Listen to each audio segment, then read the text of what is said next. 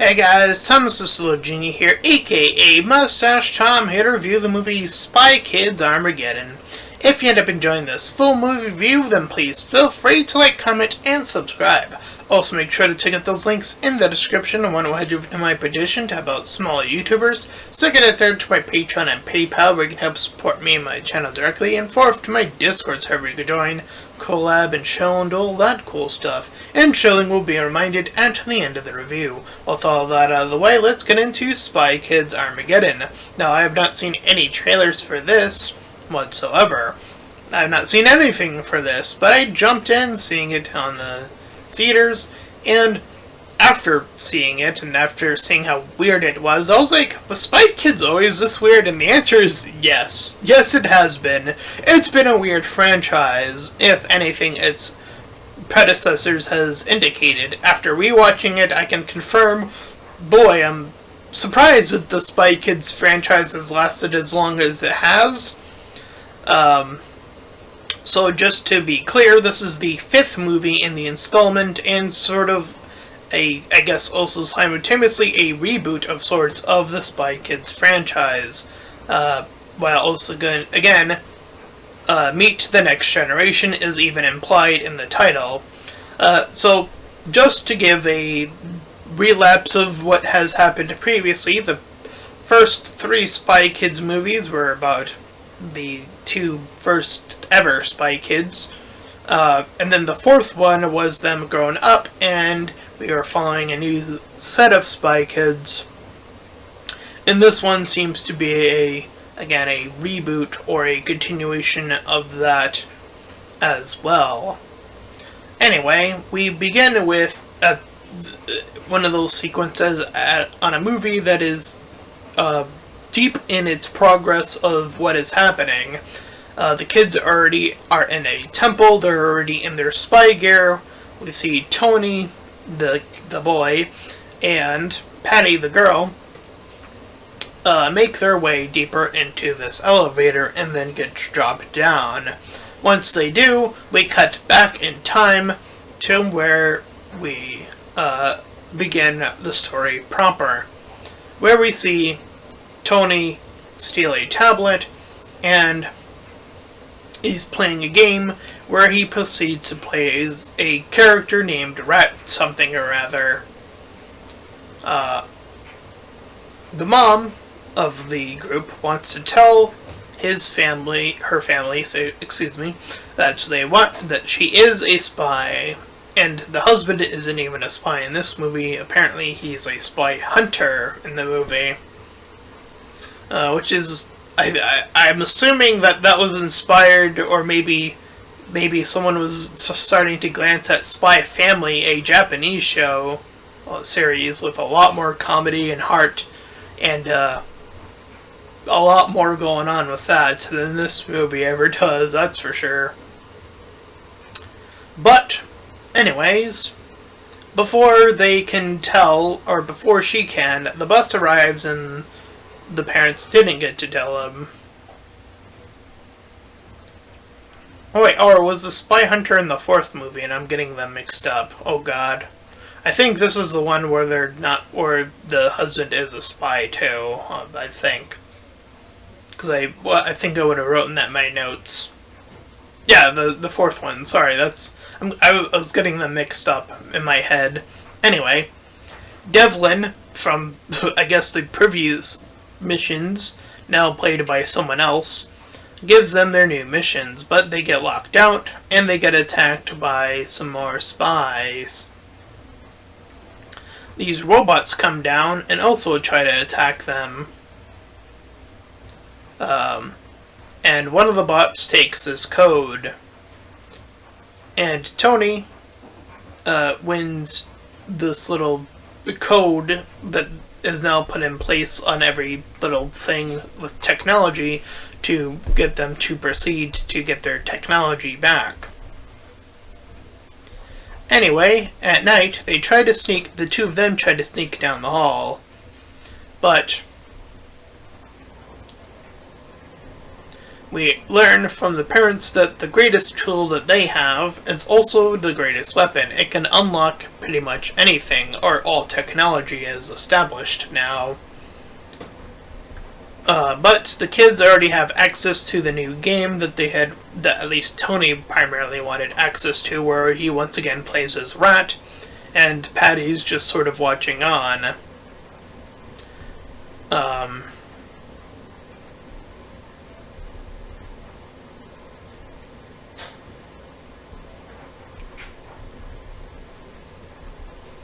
I think I let out some notes here.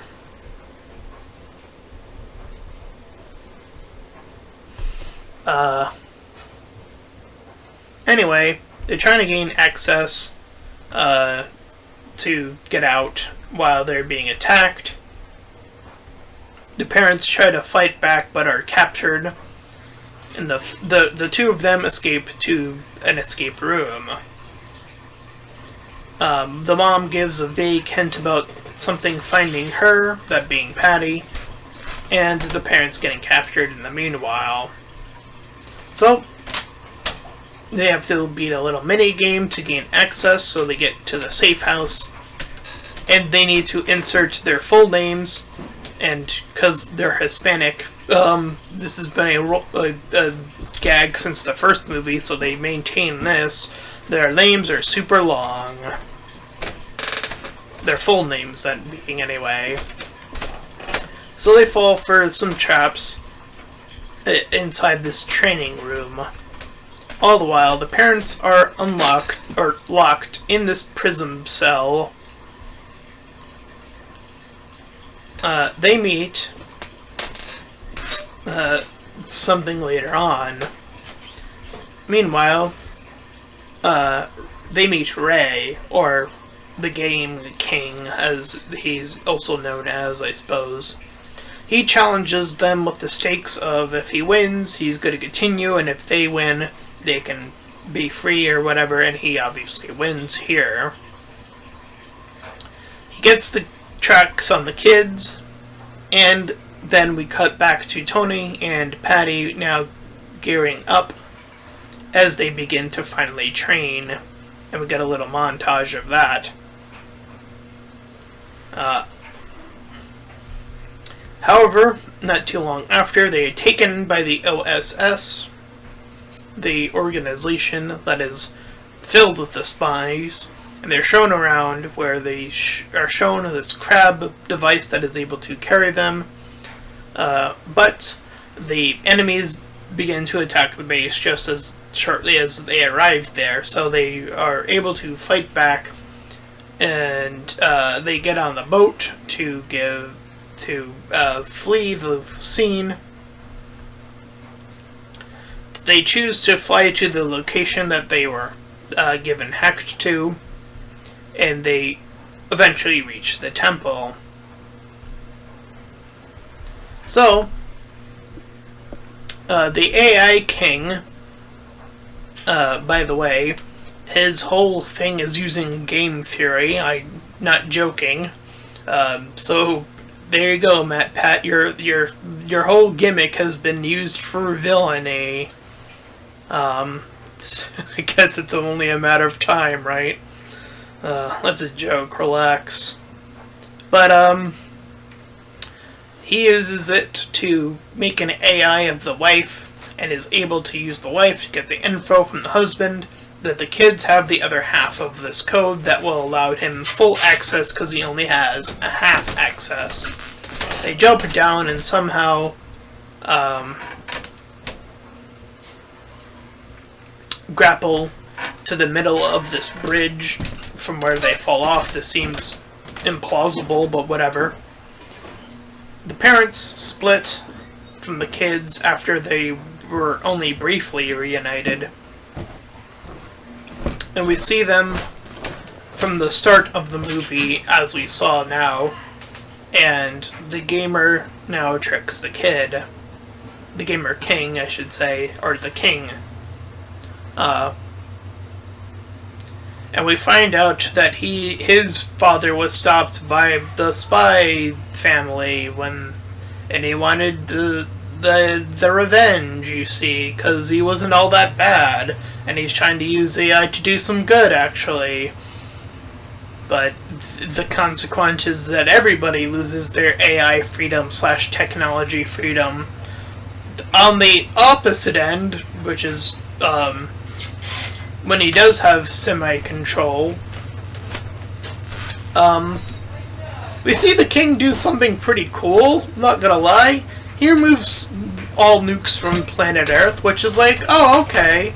You know, despite him being the asshole thing of, you know, locking everyone out of AI in tech, it's like, oh, he actually did something really, really good. Like he said he would.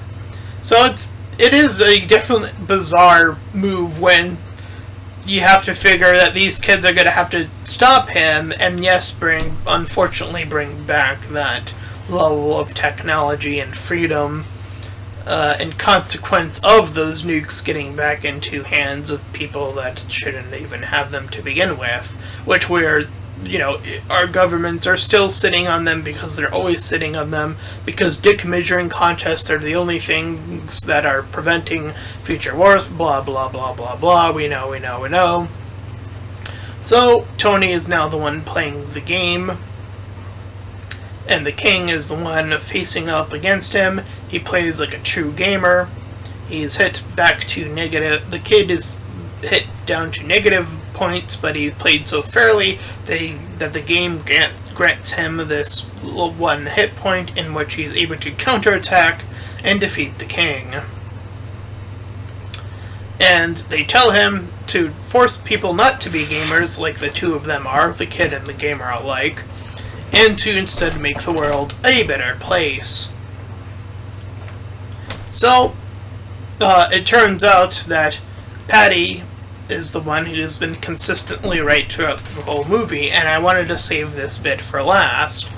And throughout the movie, she has been proceeding to say that all of their spy work and how they have been presenting their spy work is all wrong. They've been going about it the wrong way, they've been using it for more violence instead of making people happy, etc., etc., etc. And, yeah, the Spy Kids has always been on this vibe about how, you know, being a family is important. However, being a spy does come into play, at least a minuscule about, even though it's a little bit, you know, teased and tested, I wouldn't say it's outright assassinated in any of the previous movies. This movie, however, says, fuck that, I guess. And says, you know what, being a spy, that's bad. That's just bad. Why would you do that in a movie called Spy Kids? It's one of those things where you look at the title and you think to the writer, why did you do this to the extent that you did? Listen, I get that, you know, you're trying to teach kids to be good and all that, because this is more of a kids movie than a parent, whatever. But I gotta put a huge question mark on top of the one that already prevent or reignites nukes back into the question, which is, yeah, the world isn't just that pretty. And I'm sorry, but I much prefer watching Spy Family over this. That dynamic is so much more interesting because they're consistently trying to hide their jobs, but they are still able to get along closer and closer as a family despite that. That is much more what I've wanted to, what should be the goal of this movie, is that the spy work should still be in the framework and shouldn't be outright assassinated.